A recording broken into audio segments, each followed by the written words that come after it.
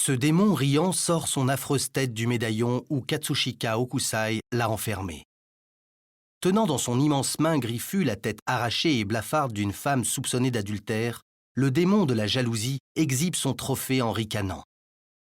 Son visage allongé qui ressemble à celui d'un dragon se détache merveilleusement sur le fond sombre de cette estampe.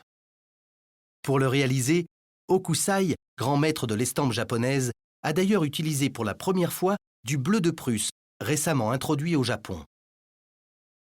Il a 72 ans en 1831 lorsqu'il entame cette série des 100 histoires de fantômes. À l'époque, les histoires de fantômes faisaient partie de la tradition villageoise. Le soir, les gens se réunissaient à la lueur de 100 bougies pour se raconter d'horrifiques histoires de fantômes. À la fin de chaque récit, on éteignait une chandelle, et lorsque la dernière était éteinte, l'assemblée attendait en frissonnant qu'une apparition survienne.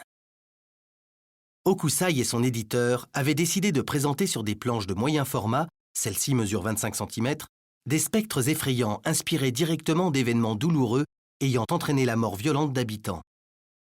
Le réalisme souvent répugnant des dessins avait de quoi glacer le sang.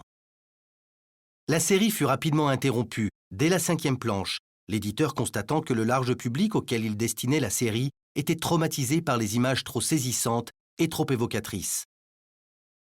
Le vieil homme fou de dessin, comme Okusai aimait à se nommer lui-même, en fut alors pour ses frais.